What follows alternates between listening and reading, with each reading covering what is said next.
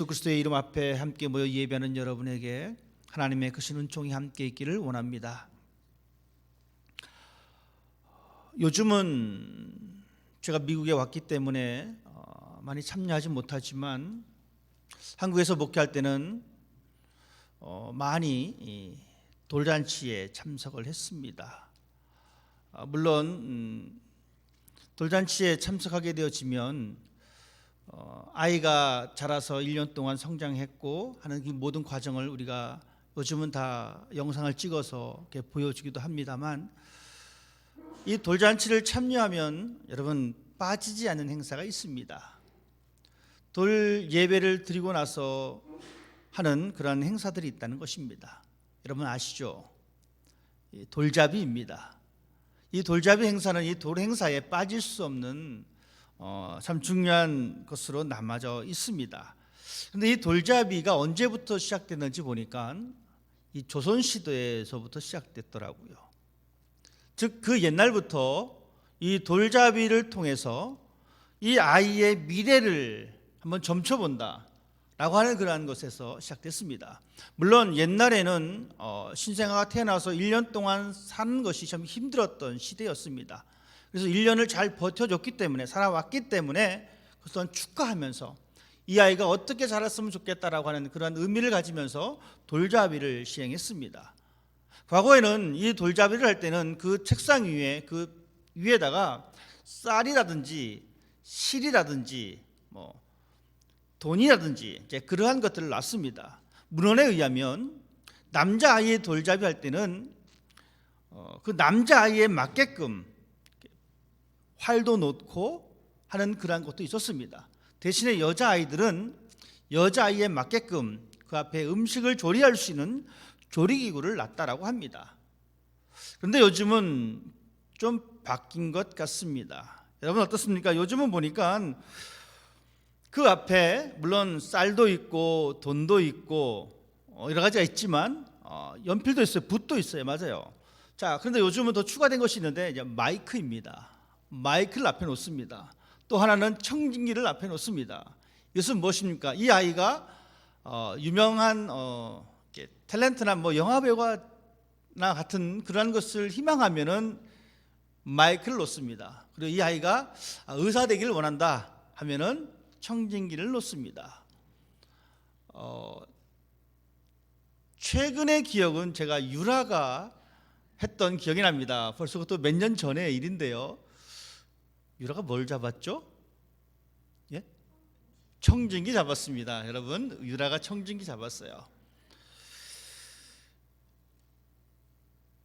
이것은 우리가 요즘은 그냥 재미로 합니다. 그런데 저는 물론 재미있는 측면도 있지만, 저는 이 말씀을 준비하면서 우리가 이 돌잡이하는 것들도 아주 어릴 때부터 이 아이가 무엇인가를 잡고 살아가기를 원하는 그 마음이 또한 있지 않을까, 그런 생각을 해보았습니다. 어릴 적에는 정말이지 무엇인가를 잡고 이렇게 살아갑니다. 그런데 이것이 점점 나이가 차면 찰수록 이 잡는 것이 더욱더 많아집니다. 그리고 더 강해집니다. 그리고 그 잡은 것을 결단코 놓지 않으려고 하는 것이 바로 우리의 모습이 아닌가, 그렇게 생각을 해보았습니다. 한 가지 더 예를 들면 결혼입니다. 결혼을 앞둔 우리 젊은 친구들은 이 결혼에 어떤 조건들을 달기 시작합니다. 사랑만 있으면 된다라고 하는 이 생각에서, 그 생각만으로 불안하기 때문에 그래도 사랑 말고 뭔가 조건이 있어야지 라고 하면서 조건을 붙들기 시작합니다. 그래서 내 학벌과는 맞아야 된다, 내가 말하는 연봉하고는 비슷해야 된다라고 하는 이 조건을 갖게 되어집니다. 안타깝게도 결혼정보회사에서는 이러한 것으로 조건을 내세웁니다. 그래서 그 학벌과 유사한 사람들과 매치를 시켜줍니다. 그 연봉을 받는 것과 비슷한 수준의 사람으로 매치를 시켜줍니다. 즉 소유한 것으로 말미암아, 누리고 있는 것으로 말미암아 사람을 서열화시키게 되어지고, 그것에 맞게끔 사람들의 만남을 이렇게 주선해주고 있는 이 안타까운 현실입니다. 그런데 참 이 안타까운 현실의 이면에는 우리의 이기적인 마음도 그 안에 숨겨져 있습니다. 나에게 도움이 되는 것을 찾으려고, 나에게 도움이 되는 것을 잡으려고 하는 그런 이기적인 마음이 사실 우리들 마음 한 곳에는 자리 잡고 있습니다. 그래서 우리는 이 사회생활을 하면서 우리가 만나는 사람들을 선택할 수가 있게 되어집니다. 이 사람이 나에게 도움이 된다라고 하면은 우리는 그 사람과 어떻게든 그 만남을 유지하려고 합니다. 나와 내 레벨이 다르다 할지라도, 나보다 더 많이 배우지 못했다 할지라도, 나보다 더 가진 것이 없다 할지라도 이 나에게 필요한 어떤 것을 충족시키기 위해서 나는 이 사람과 싫지만 관계를 맺으려고 하는 것이 바로 우리의 모습이 아닌가 그렇게 생각합니다. 대부분의 사람들은 이렇게 계산적으로 살아갑니다. 왜냐하면 그래야지만이 내가 무엇인가나 하나 더 얻을 수 있다라고 하는 그 이기심 때문에 우리의 삶은 그렇습니다. 나에게 도움이 되느냐, 저 사람이 나에게 도움이 되어지느냐, 저 사람이 나에게 도움이 하나도 되지 않느냐, 그것에 따라서 우리의 반응은 달라집니다. 결국 나에게 도움이 되어지면 그 사람과 친구가 되어집니다. 하지만 나에게 도움이 되지 않는다라는 생각이 들게 되어지면 점점 그 사람과 멀리하게 되어집니다. 극히 인간적인 모습입니다. 극히 나 자신의 모습이기도 합니다. 그런데 성경은 우리들에게 어떠한 인간상을 말해주고 있는가? 성경은 우리들에게 그러한 사람들이 이 땅의 삶을 살면서 어떤 조건을 잡고 그 조건에 붙잡혀 사는 삶과 반대되는 삶을 우리에게 말씀해 주고 있습니다. 오른밤을 맞았으면 왼밤을 대라라고 이야기합니다. 즉 이 말은 당신이 조건에 맞지 않는다라고 한다 할지라도 그 사람과 관계를 맺으라라고 하는 말씀입니다. 그래서 로마서는 우리에게 이렇게 말씀해 주고 있습니다. 너희를 박해하는 자를 축복하라. 축복하고 저주하지 말아라. 사람들은 자기 자신에게 도움이 되는 것은 붙잡고 도움이 되지 않는 것은 내치는데 오히려 성경은 우리에게 말씀해 주고 있습니다.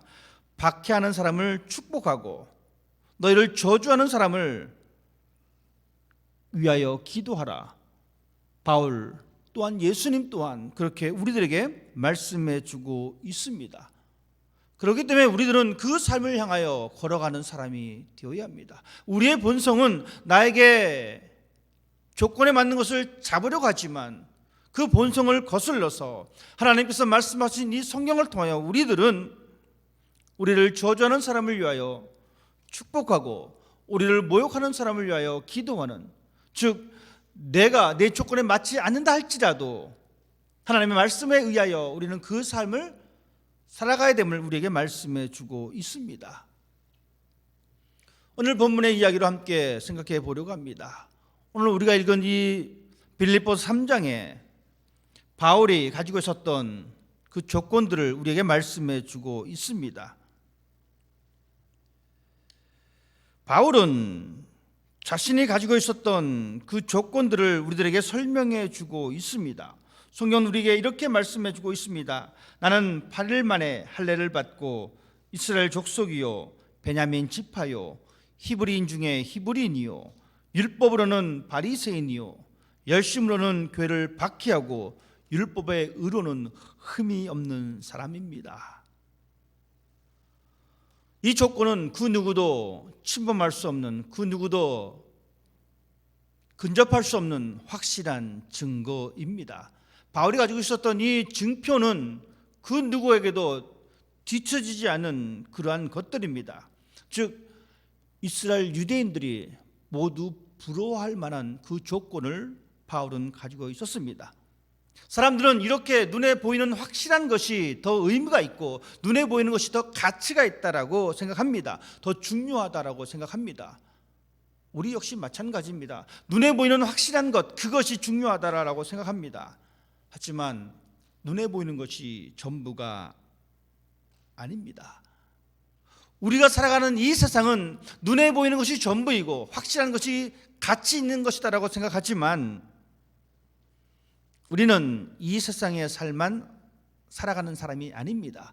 우리는 저 세상, 즉 이 세상과 또 다른 세상을 바라보면서 살아가는 사람입니다.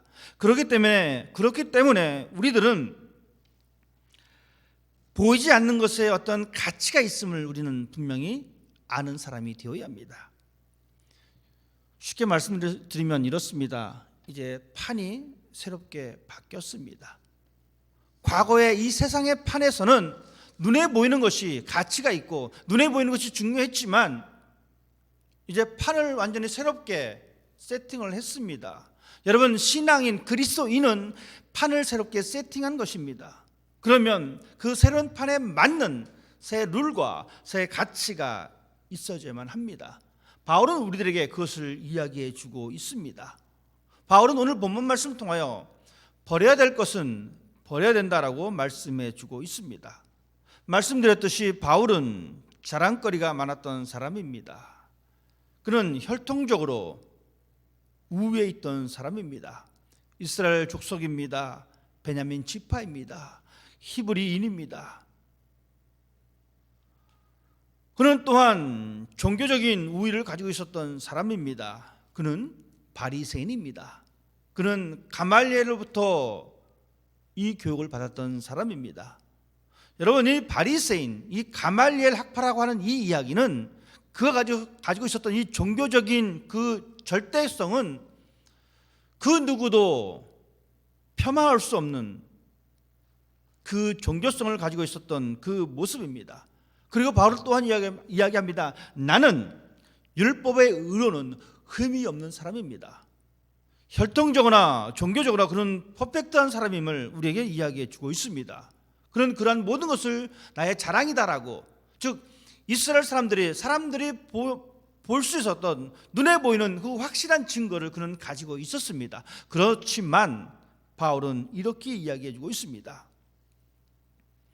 이 모든 것, 사람들이 부러워하고 사람들이 시기할 만한 이 모든 것 나에게 유익한 것이 되었지만 나는 그리스도를 위하여 이 모든 것을 포기한다라고 고백해 주고 있습니다.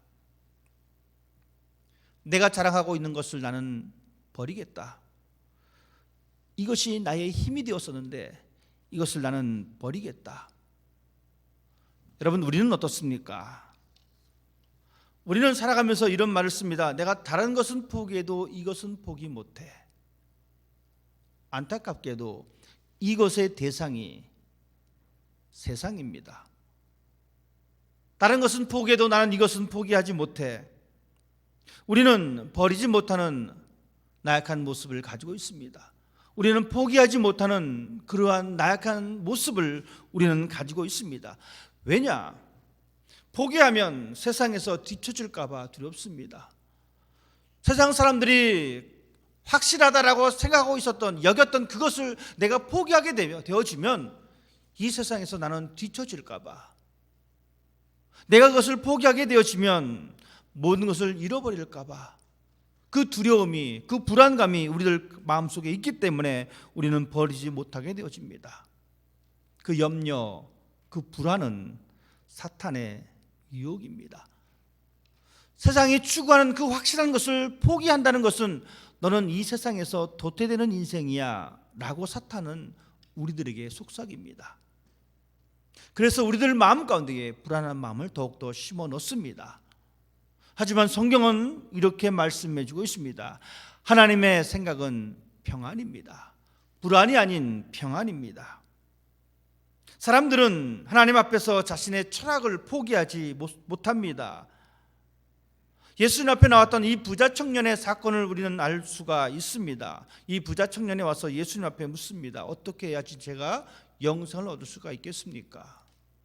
어떻게 해야지만이 내가 참 생명을 얻을 수 있겠습니까? 라고 이 부자 청년은 예수님 앞에 질문을 던집니다. 예수님께서는 이 사람에게 율법을 지킬 것을 말씀하셨습니다. 저는 율법을 잘 지켰습니다. 예수님은 이 사람에게 한 가지 더 말씀하십니다. 너의 재물을 팔아서 가난한 사람에게 주어라. 이 청년은, 이 관원은 그의 가치 우선은 물질이었습니다. 그렇기 때문에 그는 그것을 버리지 못하고 예수의 생명으로부터 떨어져 나가는 그러한 것을 우리들에게 보여주고 있습니다. 여러분, 우리의 가치의 우선이 무엇입니까? 내가 추구하고 있는 이 가치의 우선이 명예이십니까? 아니면 재물이십니까? 우리는 그것을 버리지 못할 때가 많이 있습니다. 하나님 앞에서 나 자신의 철학을 포기하지 못하는 것, 이것이 우리가 가지고 있는 안타까운 모습이기도 합니다. 때로는 우리는 하나님 앞에서 우리의 삶의 경험을 포기하지 않을 때가 있습니다. 예수님의 제자들이 되었던 갈릴리 어부들 앞에 예수님께서 나타나셨습니다. 여러분, 그때에 그 제자들은 밤이 새도록 고기를 잡았습니다. 하지만 그들은 고기를 잡지 못했습니다. 해가 떠서 이제 더 이상 고기를 잡을 수 없는 그 상황에 예수님은 오셔서 그물을 던지라라고 말씀하십니다. 여러분, 이 말씀은 무슨 말씀입니까? 우리의 삶의 경험을 포기할 때가 반드시 있다라는 사실입니다. 하지만 우리는 우리의 삶의 경험을 포기하지 못합니다. 왜냐하면 그 경험을 통해서 내가 뼈저리게 배웠기 때문에 그렇습니다. 그러니 하나님께서 그것을 포기하라라고 말씀하실 때에 우리는 말합니다. 하나님, 죄송하지만 이 경험은 산교육입니다. 저는 포기할 수가 없습니다. 이렇게 말할 수가 있다는 사실입니다. 또한 우리는 우리의 삶 가운데에 내 미래의 그림을 포기하지 못할 때가 있습니다. 내가 생각하는, 내가 그리고 있는 내 미래의 그림을 포기하지 못할 때가 있습니다. 장밋빛 그림을 하나님 앞에서 요구합니다. 하나님, 내 인생, 우리의 가족, 이것의 미래는 이렇게 돼야 됩니다라고 하는 이 그림을 우리는 포기하지 못할 때가 있습니다.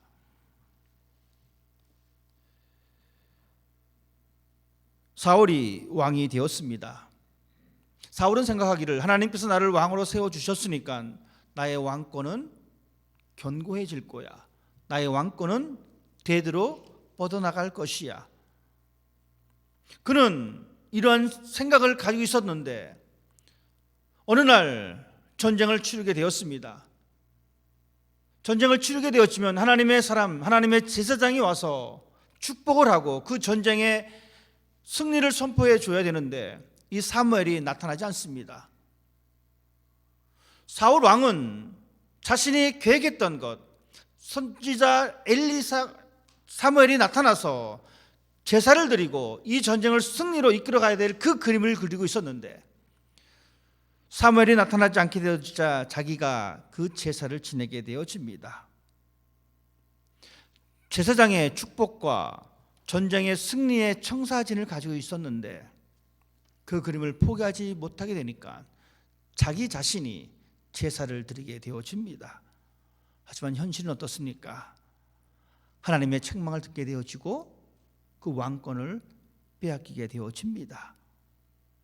자신의 미래의 그림을 포기하지 못하는 모습입니다. 우리는 우리의 철학을 버려야 합니다.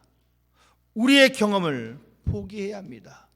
우리의 장밋빛 그림을, 우리가 그리는 장밋빛 그림을 포기해야 합니다. 대신에 예수님을 우리는 잡아야 합니다. 우리가 포기해야 할 그 대상이 예수님이라면 우리는 우리의 철학을 포기할 필요성이 있습니다. 우리의 그 대상이 예수님이라면 우리의 삶의 경험을 포기할 필요가 있습니다. 대상이 예수님이라면 우리는 내 미래의 그림을 포기할 필요성이 있습니다. 대신에 그 대상이 예수님이 아니라면 여러분의 철학을 포기하지 마십시오. 그 대상이 예수님이 아니라면 여러분의 경험을 포기하지 마십시오. 그 대상이 예수님이 아니라면 여러분의 장밋빛 그림을 포기하지 마십시오. 하지만 그 대상이 예수님이시라면 우리는 우리의 철학도, 우리의 경험도, 내가 그리고 있는 이 장밋빛 그림도 포기하는 사람이 되어야 합니다. 다른 것이라면 자존심을 내려놓을 필요는 없지만 예수님이라면 우리는 그 자존심을 내려놔야 합니다. 그때 비로소 우리는 하나님께서 우리에게 주시는 것들을 우리는 누릴 수 있는 삶을 살아갈 수가 있게 되어집니다. 우리가 버릴 때에, 우리가 포기할 때에, 우리가 손을 놓을 때에 예수님은 우리를 붙잡아 주십니다. 바울은 오늘 본문 말씀을 통해서 그 자신이 가지고 싶어하는 신앙의 패턴에 대해서 또한 우리들에게 이야기해 주고 있습니다. 그는 예수님을 붙들고 살아가는 그 인생이 어떤 인생이 되기를 원하면 첫째는 예수님을 아는 것입니다. 그리고 예수님의 부활의 능력을 체험하는 것입니다. 그리고 예수님의 고난에 참여하는 것입니다. 또한 죽음을 본받는 것입니다. 마지막에 부활 생명의 완성을 이루어 나가는 것이 바울이 원했던 신앙의 과정들입니다. 바울은 이렇게 말해주고 있습니다. 나는 예수를 알기를 원한다. 여러분 어떻습니까? 우리도 예수님을 힘써 아는 사람이 되어야 합니다. 바울은 말합니다. 예수님을 아는 지식이 가장 고상하기 때문에 내가 그동안 유익하다라고 생각했던 그것을 내려놓는다라고 그는 선포해주고 있습니다. 예수님을 아는 지식이 가장 고상하기 때문에 내 철학을 내가 포기한다라고, 예수님을 아는 지식이 가장 고상하기 때문에 나의 장밋빛 그림을 포기한다라고, 나의 경험을 포기한다라고 우리는 이렇게 고백하는 사람이 되어야 합니다. 예수님을 모르면 하나님을 모르는 것입니다. 예수님을 모르면 신앙생활이 성립이 되지 않습니다. 어떻게 예수님을 모르는데 신앙생활을 한다라고 이야기할 수가 있겠습니까? 예수님의 비유 가운데에 달란트에 관한 비유가 있습니다. 우리가 너무나 잘 알고 있는 비유입니다. 5달란트 받은 사람, 2달란트 받은 사람, 1달란트 받은 사람. 5달란트 받은 사람은 나가서 열심히 일을 해서 5달란트를 남겼습니다. 2달란트도 마찬가지로 남겼습니다. 책망들은 한 사람이 있습니다. 그가 남기지 못해서 책망들었던 것이 아닙니다. 그가 손해를 봤기 때문에, 주인 앞에 손해를 끼쳤기 때문에 책망을 받은 것이 아닙니다. 이 사람은 그 주인 앞에 이렇게 이야기합니다. 당신은 수고도 하지 않고 거두시는 지독한 사람이라고 나는 생각했습니다. 종이 주인에게 대답한 말입니다. 주인님, 당신은 수고도 하지 않고 그냥 거두시는 지독한 분인 줄 알았습니다. 예수님은 그것을 책망하십니다. 왜 책망하셨냐면 이렇게 말씀하십니다. 그 주인은 말합니다. 너는 나를 모르는구나. 얼마를 남겼느냐가 중요한 것이 아닙니다.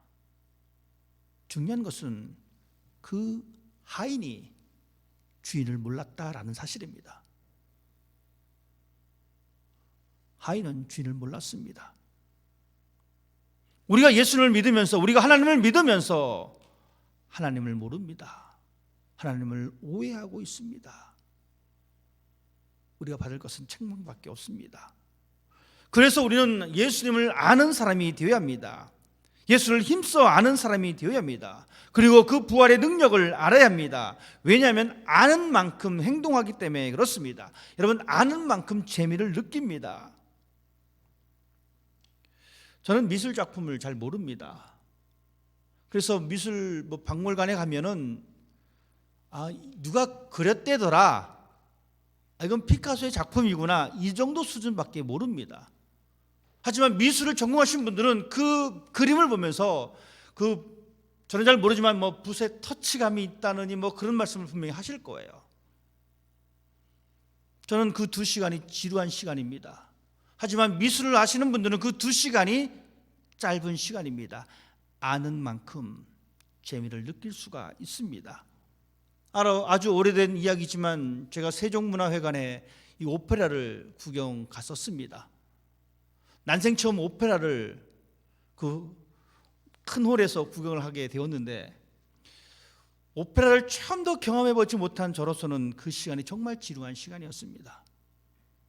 같이 갔던 사람에게 미안하지만 거의 졸다시피 하고 졸다가 보다가 한 기억이 있습니다.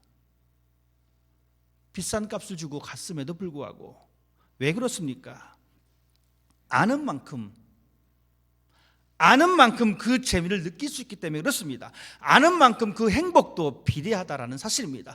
우리가 예수님을 아는 만큼 우리의 신앙의 행복은 점점 많아질 것입니다. 우리가 하나님을 아는 만큼 우리의 신앙은 점점 넓어지고 깊어질 것입니다. 아는 만큼 행동하는 것. 그래서 우리는 예수님을 알아야 합니다. 그래서 우리는 예수님을 붙잡아야 합니다. 그런데 참 재밌는 것은 우리가 예수님을 붙잡는데 내가 예수님을 붙잡는 것이 아니라 오히려 예수님께 우리는 붙잡힌 바 된 삶을 살아갑니다. 내가 잡은 줄 알았는데 하나님이 나를 잡아주신 것입니다. 내가 잡으려 가면 나의 의가 드러나지만 하나님이 나를 잡아주셨기 때문에 우리에게 필요한 것은 하나님의 은혜입니다. 그리고 하나님께서 우리를 잡아주셨기 때문에 우리들은 그 하나님을 놓지 않으려고 우리가 하나님을 잡아야 된다는 사실입니다. 예수님에게 잡힌 인생이 진짜 인생입니다. 그리고 그 인생을 잡는 것이 복된 인생입니다. 대신에 예수님의 가치를 쫓는데 방해가 되는 것들은 우리는 버리는 사람이 되어야 합니다. 바울이 고백했던 자기가 가지고 있던 이 혈통적인 우위성, 종교적인 이 우위성, 이 모든 것이 예수를 잡는 데 방해물이 되어지니까 그는 그를 배설물처럼 여긴다라고 말씀해 주고 있습니다. 우리는 살아가면서 우리에게 유익이 되는 많은 것들이 있습니다. 부인할 수 없는 사실입니다. 하지만 그것이 하나님과 하나가 되는 것에 방해물이 되어진다라면 우리는 그것을 놓아야 합니다. 그리고 대신 하나님을 잡아야 합니다. 우리가 붙들고 있는 이 세상 우리에게 만족을 줄 수가 없습니다. 채운다고 열심히 노력을 해도 채워지지 않습니다. 사탄은 우리들에게 너가 세상을 잡고 살아가게 되었지만 너는 그것을 채울 수 있다, 잡을 수 있다라고 속삭이지만 착각입니다. 아무것도 이 세상을 통해서 우리가 누릴 수 있는 것은 없습니다. 오직 하나님의 은혜 가운데에 하나님을 잡고 살아가는 그 삶이 되어야 합니다. 이것이 우리의 인생이 되어야 합니다. 사랑하는 성도 여러분, 가치 있는 것을 붙잡으시길 바랍니다. 세상에 유익을 주는 것을 붙잡는 것이 아니라 내 생명에 유익을 주는 예수 그리스도를 잡고 살아가는 사람이 되기를 바랍니다. 바울은 예수 그리스도만이 가치가 있다라고 선언해 주고 있습니다. 왜냐하면 하나님만이 이 세상의 시작이고 하나님만이 모든 것의 존재의 근원이기 때문에 그렇습니다. 그 그리스도를 잡음으로 말미암아 우리의 삶에 충만함이 온전히 채워집니다. 우리가 손을 놓고 세상에 대하여 그것을 포기할 때에 하나님의 충만으로 우리를 충만하게 하시는 그 하나님을 경험하시기를 바랍니다.